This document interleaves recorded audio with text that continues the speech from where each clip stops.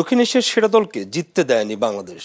AFC Asian cup বাছাইয়ে দলকে নিয়ে এখন তাই স্বপ্ন দেখছেন ডিফেন্ডার তপু বর্মন। হামজার অন্তর্ভুক্তিতে বিল্ড আপ ফুটবল এবং সেট পিসের ক্যারিশমা দেখিয়ে বাংলাদেশ গ্রুপ সেরা হয়ে 2027 সালের মূল পর্বে জায়গা এবং সাফ শিরোপা জিতবে বলে বিশ্বাস তপুর। উইদাউট হামজা যদি আমরা সেই ম্যাচটা খেলতাম 25 তারিখ, তাহলে হয়তো একটু ডিফারেন্ট হইতো আমাদের জন্য, বিকজ সে যে ডার্টি ওয়ার্কটা করেছে আপনার ইন্ডিয়ান মিডফিল্ড বলেন, সুনীল ছেত্রী বলেন, সবার সাথে, তো এগুলি মানে মিসিং থাকে আর কি।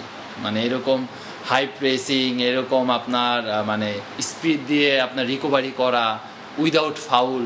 হামজা দেওয়ান চৌধুরী যেন পাল্টে দিয়েছেন পুরো বাংলাদেশের ফুটবল। যে লাল সবুজ খেলোয়াড়রা আগে ভারতের বিপক্ষে ম্যাচ খেলতে নামলে কিছুটা গুটিয়ে থাকতো, সেই বাংলাদেশই এবার এএফসি এশিয়ান কাপের বাছাই পর্বের প্রথম ম্যাচে দেখিয়েছে চমক। জিততে জিততে করেছে ড্র। দলের এই সক্ষমতার মূল কারণ তপু বলছেন বিল্ড আপ ফুটবল ও সেট পিসে সাফল্য। হামজার যে পজিশন সেন্স, এটা আমাদের জন্য আরও বেশি পজিটিভ। কারণ আপনি যখন বিল্ড আপ করবেন, অ্যাজ এ সেন্টার ব্যাকটাই তো সবসময় বিল্ড আপ করে, সেন্টার ব্যাক প্লাস গোলকিপার। তার সাথে আমাদের যে ফরমেশন, দুইটা পাইভট, লাইক আপনার লাস্ট ম্যাচে হৃদয় আর হামজা খেলেছে, তাদের করণীয়টা কি এটা তো আর হামজাকে বলে দিতে হবে না। হামজাকে জাস্ট খালি কোচ বলে দিবে তুমি এই পজিশনে থাকবা।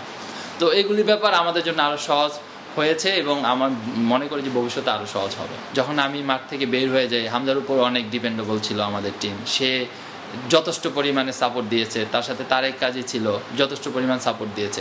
তো ওভারঅল আমাদের সেট পিসে আমরা খুব ভালো একটা জব পালন করেছি।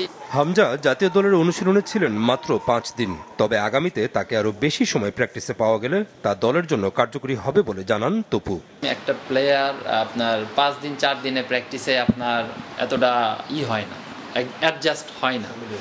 হ্যাঁ, তো আপনার আমার কাছে মনে হয় যে হামজা যে কি চায় এবং আমাদের কাছ থেকে কতটুকু হেল্প চায়, আমার কাছে মনে হয় যে যেই ম্যাচটা আমরা খেলেছি এই জায়গায় আসলে আমার কাছে মনে হয়েছে যে আমরা আরেকটু মানে হেল্প করতে পারতাম তাকে। এবং হেল্প বলতে আমরা তাকে বলতে পারতাম যে তুমি একটু উপরে খেলো, আমাদের টিমের জন্য ভালো হবে। কিন্তু সে ম্যাক্সিমাম সময় ডিফেন্সেই করেছে, কারণ এই জায়গায় আরেকটা মাইনাস হলো যে আমি ইনজুরি হয়ে মাঠ থেকে চলে আসি, এর জন্য তার একটু নিচে নামতে হয়েছে আর কি। তো যখন সে আরেকটু উপরে খেলতে পারবে তখন আমাদের টিমের স্ট্রাকচার অন্যরকম হবে। কারণ তার যে পাস বলুন, আপনার এই থ্রো পাস বলেন, লং পাস বলেন, তার যে সেন্স, এই সেন্সটা আরও একটু আমাদের টিমের জন্য ভালো হবে, বিল্ড হবে। এবার বাছাইয়ে বাংলাদেশের বাকি গ্রুপ প্রতিপক্ষ হলো সিঙ্গাপুর ও হংকং, যেখানে লাল সবুজ দলের পরের ম্যাচগুলো হলো 10 জুন সিঙ্গাপুর, 9 অক্টোবর হংকংয়ের বিপক্ষে। দলগুলোর বিপক্ষে বাংলাদেশের ফিরতি লড়াই 14 অক্টোবর হংকং, 18 নভেম্বর ভারত এবং 2026-এর 31 মার্চ সিঙ্গাপুরের বিপক্ষে।